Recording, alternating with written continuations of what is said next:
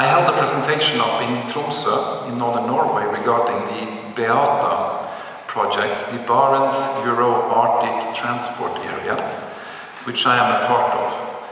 And there we discussed different kinds of models when it comes to how to generate better possibilities for east-west connections in the Barents region. And there we touched on the Kemi-Tornio hub. And I mean, like, to Mr. Savolainen and to Mr. Hilska, we don't want to step into anybody's house because we feel like a little bit like bad neighbors talking about the other neighbor's house and the door. So it's just model thinking. Please remember that it's model thinking that we're talking about here. But I will also talk a little bit about the Barents projects as per se. And if you have any questions, I will be happy to take them afterwards, but you will probably run for lunch. So I will be quite quick. First, a little bit about Avinor, a company that I work for. It's the airport operator of Norway. We have 46 airports. We have 3,200 employees. We have 46 million passengers. We are larger than Finavia, but of course we have a much larger network, and we don't have railroads in the same way as you find in Finland, for example. And the roads are, of course, around the fjords, so air traffic is very important for us. We had a turnover, just to mention that one, of 1.2 billion, and we're going to do an investment. I mean, like Mrs. Savolainen, he touched on it regarding Oslo, but in total, for the next 7 years, we're going to invest 3.2 billion euros into our airports. Because we also believe that the future of Norway is by air travel, but also it's a lot related to the north. But I will touch on that a little bit later on. We work a lot with technology in the sense that, for example, we try to preserve the smaller airports by introducing new technology. So we are now starting a project where we are phasing out our air traffic control towers and putting in, what can I say, video screens and cameras instead, so we can run 1 or maybe 5 or maybe 6 towers from one location all over Norway. And we are doing now a pilot in a small airport up in Norway. This is how it looks like. This is actually operational. And that's the new tower, people, not the one that you see in the airports. This is the new kind of tower that you will be looking at in the future. Okay, I'm head of national airports. That's those 4 airports. We have divided our group into 5 different categories. And I am, what can I say, running the middle part. It's Tromsø, Bodø, and Kristiansand and Ålesund. That's my responsibility. And they cover around something like 6 million passengers per year. Okay, now to the study that we talked about. The Beata study, as I mentioned, we were basically looking at how to increase or improve travel between the Barents region, Finland, northern Norway, northern Sweden, and Russia, of course. Because today, the present air traffic flows, it goes basically from north to south, and then up north again. And the cross-border, what can I say, challenge that we have is like, it is very difficult operationally. We are in the Arctic climate. And unfortunately also, it is a very tough market to operate in, because we are, doesn't matter how we think upon our cities, we have very small cities, very tiny markets. So this is how a picture is looking like when it comes to how travel goes today. If I want to travel from Tromsø, which you can see as the hub up there in the north, I have this one here, that's Tromsø.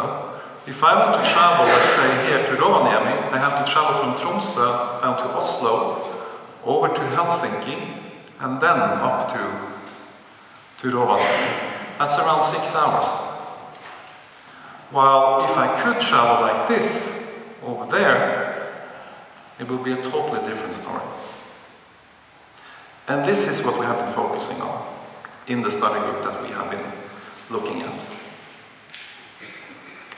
So, just to jump a little bit to some of the findings that we have found. I don't know if everybody knows what the PSO route is. But we have something called public service obligation. It's used in Norway and it's used in Sweden. What it does is basically that the state goes in and puts out a tender on a route which doesn't have sufficient market to actually operate profitably. And then we ask, the airlines that wants to tender for it to compete for that route. How much money do you actually need for the next 3 years to operate on that route? By tendering for it, the cost for the state or the taxpayers' money is going down. What we have found out is that there is no PSO, structure within the European Union. Norway can't go in and subsidize or put out a PSO route for a route between, let's say, Tromsø and Rovaniemi. Because maybe Flybe, and our friends from Flybe is here, maybe they will say, hey, you are supporting the competition. From that point of view. So we are missing a legal framework when it comes to how to do public service obligation routes across borders. There is also an issue here, and it's also different technical standards for safety and environmental performance. Norway, Finland and Sweden follow the European Union. Russia doesn't. They have completely different fluids when it comes to de-icing, for example. So many of our airlines that is operating to the remote areas of Russia, for example Murmansk, they could have problems with the de-icing fluid that they are using. Also the environmental standards are also different. So there are also legislative framework issues that has to be, looked at here on a governmental level. And also international flights to and from Russia are regulated by bilateral agreements. Let's say that you want to have a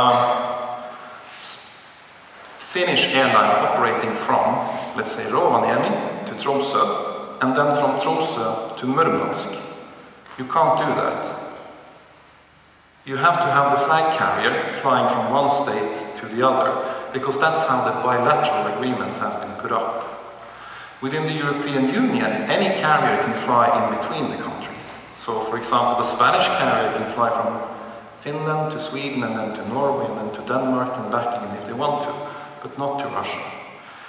The Norwegian agreement is dated back to 1956, Cold War. So they are not allowed to fly, for example, to the airport of Bodø, which is a military airport, a Russian carrier. Finland, you have come actually quite far compared to specifically Norway, but also Sweden is lagging behind.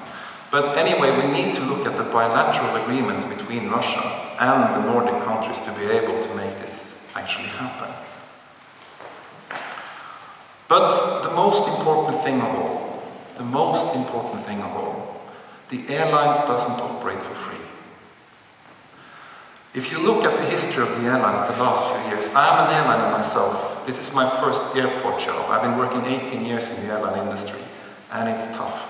I can promise you it's tough. I worked in SAS, I work in Air Baltic, I've been in Spanair, Icelander, I've been working in several airlines. We don't make money. I'm repeating it. We don't make money. Airline industry is basically a loss-making entity. I know that Finnair has been going through some tough years. They just made a small profit this year. We look at Norwegian, you know, the most expanding airline now in Northern Europe, at least in our area. They make something like, 2.5% of everything that they spend. And they have ordered 222 aircraft, 222 new aircraft. How will they pay for them? With only making, a few euro cents per euro that they are using. We are not making enough money, the airlines. And we have to make sure that we understand it, whatever we do. So from the point of view, it's about demand for air travel. And we have to make sure that, first of all, that the demand for air travel is taken care of by having compatible prices. And that means ticket prices. I will not travel from here, from Rovaniemi to Murmansk, if I have to pay 2,000 euros for it. Of course not.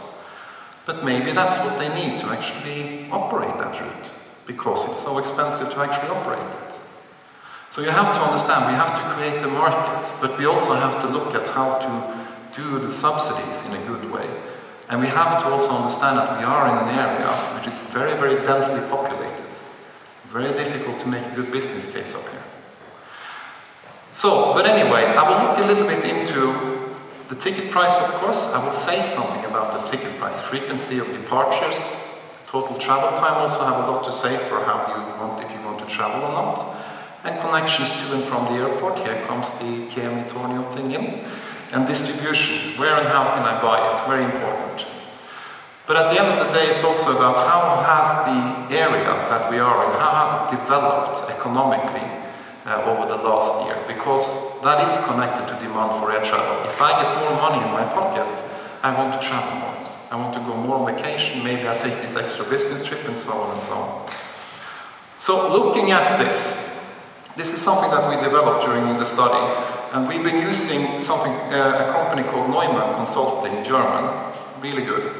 What you see here is like you see a lot of dots. The colors represents growth. Red is negative, you can see it down here.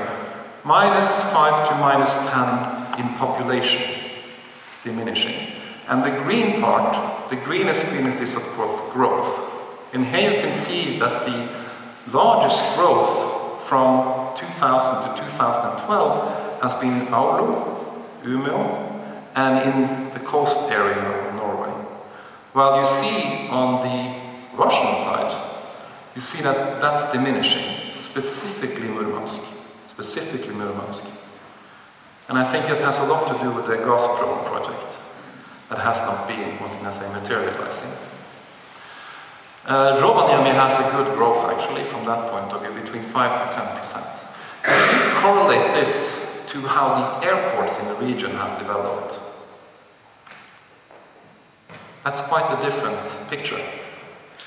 You see here, of course, that the exceptional ones are Oulu, Murmansk, and Arkhangelsk. Ivalo is wrong there, it's IVL, I guess it is, sorry about that one.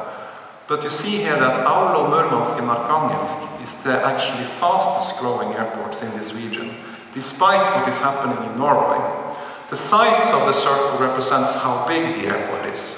So let's say Oulu is around 1 million plus, Tromsø is around 2 million, and Bodø is more or less the same, and Murmansk is around 300,000-400,000 and so on. But the growth is there, that's where they are growing.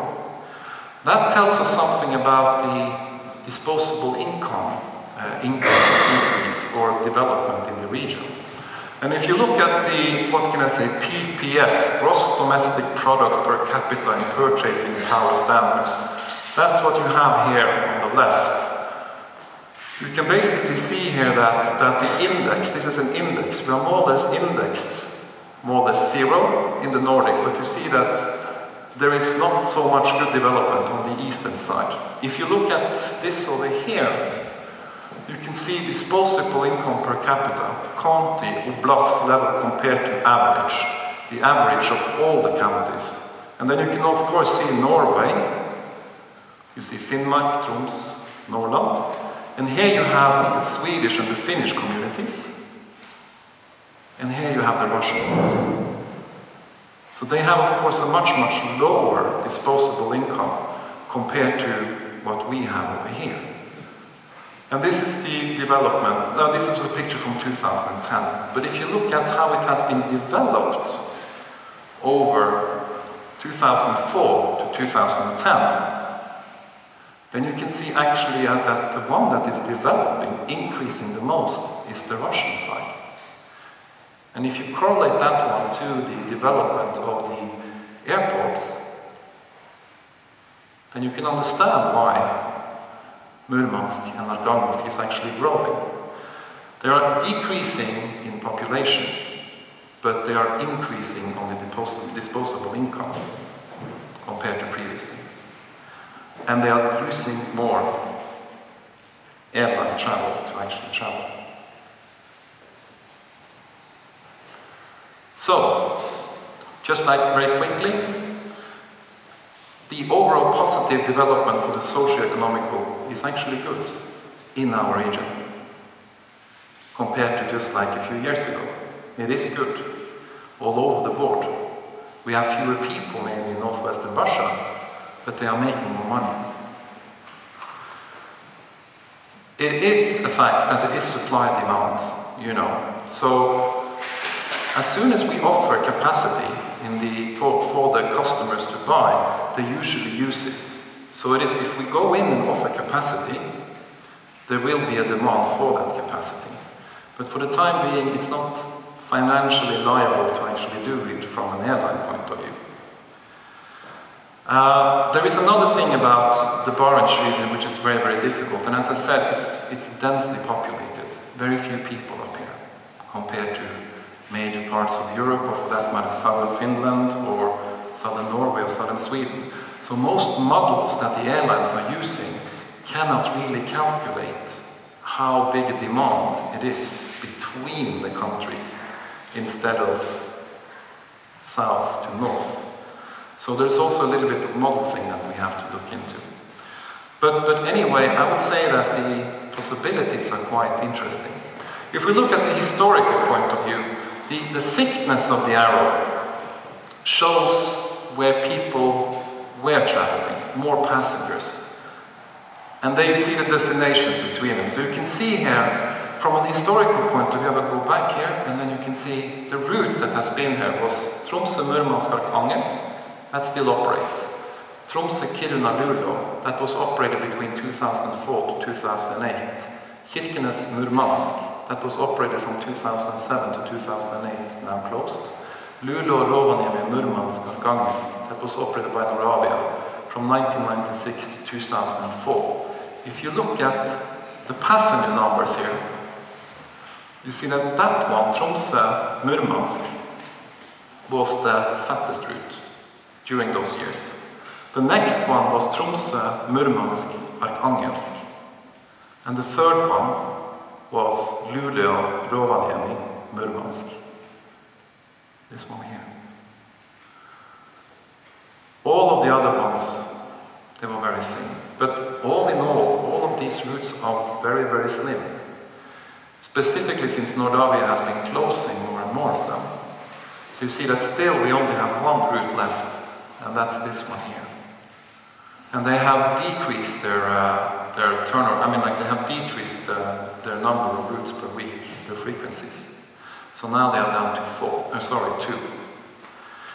And there is also another thing about Nordavia, and this is not... They are operating with a very, very old aircraft, Antonov 24. Maybe some of you have traveled on it.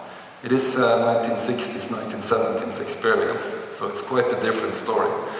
So the whole operation is quite inefficient. Also, they have major challenges when it comes to distribution. No other airline wants to cooperate with them. So would Finnair like to sell, would you like to sell Nordavia on the route from, no, you wouldn't. The same was also what Norwegian is saying, SAS is saying the same. They are not to our standards, so we don't want to cooperate with them. So in many ways we also have the wrong aircraft and the wrong operator today on this route. So that's also why it's quite thin. So previous studies, that was back in 2007, they said basically these things, that demand for cross-border connection is fairly low. That northwestern Russia is the dominating market in the Barents region. You saw that.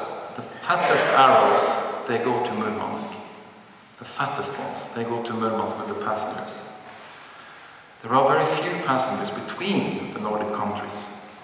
Norway, Finland, or Sweden. Very few. And if you look at the demand that has been traveling on these routes, it's basically 50 to 70% business trips, and commuters 10%, while the remaining share is visiting family and friends and tourism. But the prices has been too high. So of course you don't really know, but there is no specific group that is like been singled out as the one that is like operating and using that route specifically between the Nordic countries and also between Russia and so on. So our task in this Beata project was to reevaluate what we can do to actually do it, and this is what we came up with. So if you look at the green one, They are existing. They are the existing ones. If you look at the red one, potentials, and here we have surface transport, the yellow ones. And this is where the Kemi issue comes in. So this is just for you to bring with you home and discuss it, you know. So this is how we looked upon it, to see what we could do to actually save this route. Because today, it's only this one here, nothing more. Everything else is not there. So this is where it is today. It's operated by an Antoine of 44 seat. Load factor is between 50 to 60%. They say it's profitable, but they reduced it to 2. So the load factor stayed the same, so they're not making any more money. But if you also compare it to Luleå, Rovaniemi, Murmansk, Arkhangelsk flown in 1996 to 2004, it has been much more interesting for the market than this route. What we say is, like, you could increase the frequency to 3 times per week. A more efficient aircraft, of course, than the Antonov.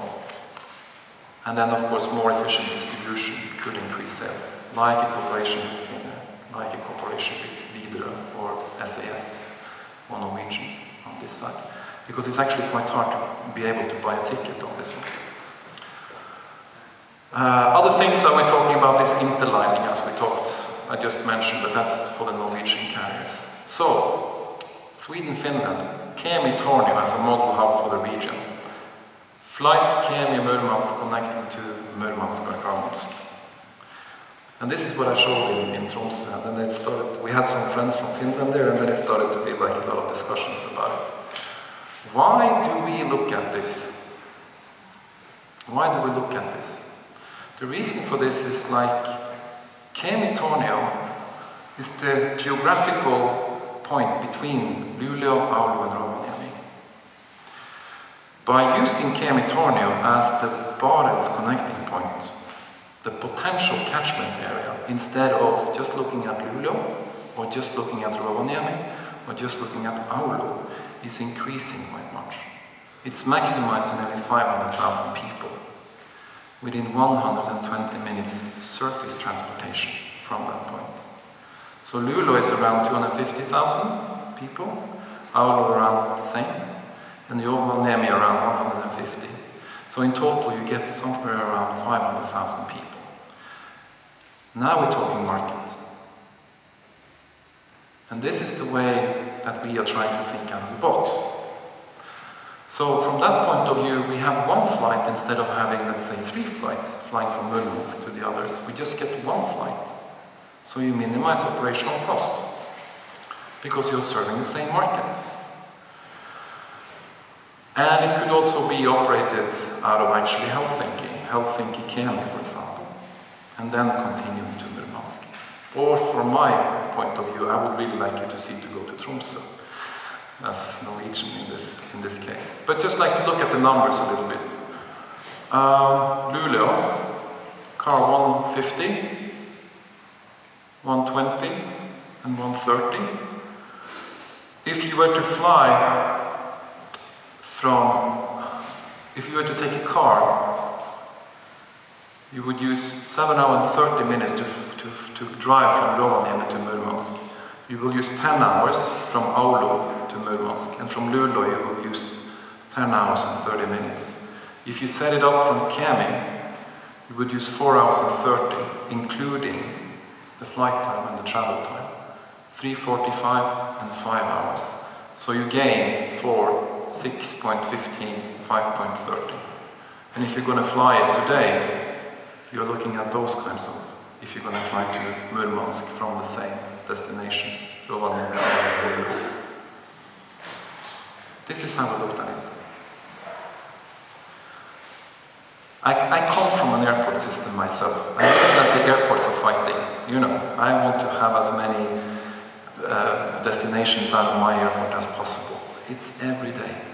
And it's like a small kingdom in the kingdom, you know. So it's like really, they want to develop their own airports. And I understand that. But maybe sometimes it's better to think like this. And I'm not talking about closing down Luleå or Rovaniemi or Oulu. It's about taking one flight. One flight, people. Not putting everybody from hell, and not Finnair's operations to Kemi. That's not what we're talking about. We're talking about one single flight. We make the catchment area bigger. So, just a couple of scenarios that we were talking about. So, Murmansk to Kemi. It could be that it flies from Helsinki, then to Kemi-Tornio, and then to Murmansk, and then back. And then you can connect to the connections that goes from Murmansk to, let's say, Arkhangelsk. So you can get quite a good rotation on that one. The other alternative is, of course, to let the Russian operator fly it from Murmansk to Kemi, and Murmansk and back. But if it would be an Antonov 24, I don't think so. Nobody will probably buy it anyway, but let's see. We calculated a little bit, subsidies. And what we did here, and this is of course very simplified, very, very simplified. There's a lot of calculations behind here, and we are using computer systems to actually calculate it. So, but I invite you to actually read the report when it comes out now. I think it's in this month. But anyway, if you operate per year with 3 frequencies per week, and you are flying Kemi, Murmansk, with a Saab 340 that has a seat capacity of 34 seats, then we have made 4 different scenarios, and what the different scenarios will cost us. Scenario 1, passenger numbers compared to 2004 is increased with 20% because we have extended our catchment area. You could fly with a Saab 340, you don't need any subsidies. You can fly with the Antonov if we have an increase of 20 with 3 frequencies per week. You don't need subsidies. With an Embraer 145, that's a jet, 49 seats, don't need subsidies. Dash 8, 100, 39 seats, don't need subsidies, and so on and so on. And then you can just go through the scenarios. This is 20%, this is 10% increase to 2004, this is 0, and here you see scenario 3. Then you need to start doing subsidies in euros, and so on. And then it's basically here that Kemi is rejected. It flies out of Kemi, but there is also maybe operations out of the other airports. Then of course you need subsidies and it's not viable at all. So the recommendations from us is basically that, very briefly again, and there is more in that report. Tromsø, Murmansk, Arkhangelsk could be increased to frequencies. Kemi-Tornio, Murmansk is probably the most probable promising route, if it's accepted as an origin destination. And we have to find an operator, of course, that is willing to do it. And the flow between, that's Norwegian. There's a lot of questions about this Atlantic Coast Botnia Gulf route, let's say from Tromsø to directly to Luleå. Could be difficult to establish, but if you establish Tromsø, Luleå, Oulu, then it could be possible. But we have numbers in the report that we have made. I hope that was not just too late. Sorry about that one. So, any questions?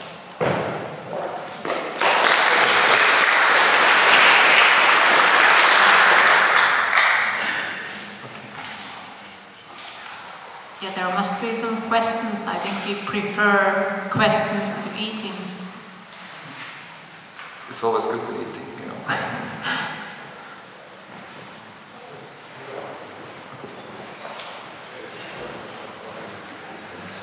Okay, Jonny. So I was giving you a hard time in Tromsø when I saw the presentation for the first time. And I think it's fantastic that you were thinking out of the box. It was good that you came here because this is a completely new way of thinking, except some smart heads here. And I do appreciate that you have the calculations available, because this is the first thing in which people are asking, what is it going to cost? A real question to you this. When is the survey, the complete survey, coming out? And how do we get it? It's the Beata project is releasing the Norwegian study report for the whole infrastructure of the Barents region, and I believe that's supposed to be out now in late June.